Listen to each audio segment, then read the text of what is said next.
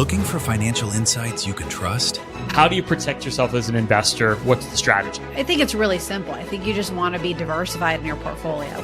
The Payne family brings real-world experience to every conversation. Well, I think that's the problem right now is, right, a lot of people that are close to retirement, they're taking so much risks. And if we do get a big sell-off, it could derail their retirement. Listen to the Pain Points of Wealth on the Red Apple Podcast Network. Sunday morning. With us is my good friend Mark Shaw, and a former criminal defense lawyer and legal analyst. And he's the one that did numerous books on the JFK assassination. Well, Mark Shaw, we haven't talked in a while. And there was an article in the New York Post last week that somebody has a videotape or a tape of the JFK assassination, and they put it on the market and they want to sell it for $900 million. What could be in that in that tape that's worth $900 million? Any idea? I don't know, John. I've looked at the tape, the photographs and things, but frankly, it doesn't surprise me that the government is trying to cover up this videotape, because, as you and I know, they've been covering up the truth about the JFK assassination since the Warren Commission, and most recently with this task force on government secrets, they're hiding a confession by the mafioso Carlos Marcello, where he said, yeah, I had the SOB killed, meaning JFK. I'm glad I did. I'm sorry I couldn't have done it myself. So it's not surprising that the government would try to cover all this up. That's in my new book, Abuse of Power, because they never really have wanted the truth to come out. I mean, you and I have talked before, and you've got some theories that are very, are very logical and all of that. But, John, they don't want those to be released to the public, because they always want to go back to the Oswald alone theory and those kinds of things. It's kind of sad that way, but this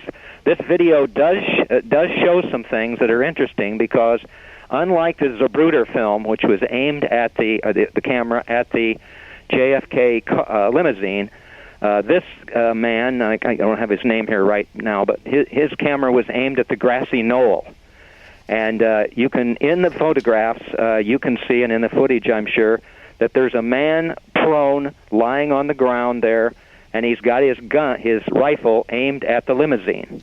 Yeah, the article says it was a Dallas air conditioning chairman, repairman, Orville Nix, N-I-X. Yeah, it was. And apparently, it seems valid in terms of what he did. To show that, and I'm going to go back to Dorothy Kilgallen for a minute, because you and I both know that she was the one who investigated the JFK assassination, I think the most credible in history. But the very first thing she did when she went to Dallas, just a few days after the assassination, was talk to Jesse Curry, the police chief, and he told her, as I have in my books, The Reporter Knew Too Much and Abuse of Power, that the shots came from the grassy knoll over the overpass. So this would confirm exactly what happened. But if people really want to go ahead and look at this video, I think they will be amazed, because it really does give a different perspective as to where those shots came from. Understood. And it does say that Nix died in 1972, and his granddaughter is in possession of the film, and I guess she's the one that put it on the market. Yeah, I think she has, and it needs to be evaluated by people, so people can look at it. I don't know if anybody's going to pay $900 million for it or whatever. If people really want to see exactly what I believe happened in terms of the shots coming from the front and not coming from the back, and I've put this in my books. Go look on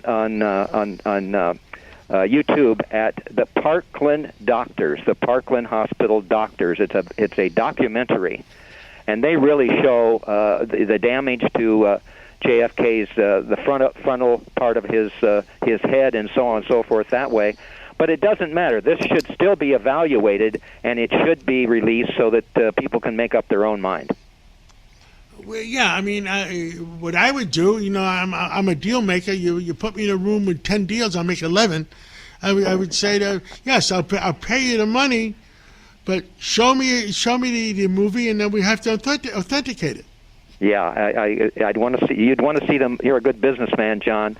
You'd want to see the film first to see exactly what's there. And the Post did a good job of kind of wobbling between, is this really true? And yes, it can be of historical significance, but I haven't seen anything else about it after you were kind enough to have me on the program here.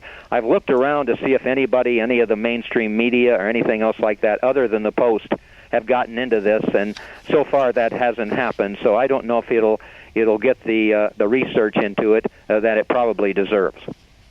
Well, Mark Shaw, tell us what else you're doing before we let you go this Sunday. Well, thanks, John. I'll tell you one thing I'm pleased about, and I think you know about this. In November 8th, which is the anniversary of Dorothy's death, your city council there honored her by renaming the cross street between East 68th Street and Park Avenue Dorothy Kilgallen Way, and that meant a great deal to me for sure because of all she did with regard to all the career she had, but also the things she did with the assassination and everything. And so now I found a book, John, and I think you'll be interested in this. I'll send you a copy. In 1936, Dorothy participated in something called the Race Around the World, and it was she and two older gentlemen from the New York Times and New York Herald Telegram at the time, and they competed in the Race Around the World. They took off in the Hindenburg, went to Europe to Paris, and then down into Spain, and then all around into Indochina, all the way around through Hawaii, and then to the United States. And Dorothy was on that trip, and she wrote a book about it called Girl Around the World. It's a very difficult book to find. I got the rights to it, and so I'm going to publish it using exactly the words and everything that she used, because it's really a piece of history. It really shows everything that was going. You have when to you remember, do that John, book, we'll bring you back on, and we'll have a book party for you in New York. Sounds great. You're a good man. Thank you, sir. Well, thank you so much for coming on this Sunday morning, and we'll talk again real soon. It's a deal. Thank you. Bye-bye. Looking for financial insights you can trust? How do you protect yourself as an investor? What's the strategy? I think it's really simple. I think you just want to be diversified in your portfolio. The Payne family brings real-world experience to every conversation. Well, I think that's the problem right now, is a lot of people that are close to retirement, they're taking so much risks. And if we do get a big sell-off, it could derail their retirement. Listen to the Pain Points of Wealth on the Red Apple Podcast Network. It's tax season, and at LifeLock, we know you're tired of numbers. But here's a big one you need to hear. Billions. That's the amount of money in refunds the IRS has flagged for possible identity fraud. Now here's another big number. 100 million. That's how many data points LifeLock monitors every second. If your identity is stolen, we'll fix it guaranteed. One last big number. Save up to 40% your first year. Visit LifeLock.com/podcast for the threats you can't control. Terms apply.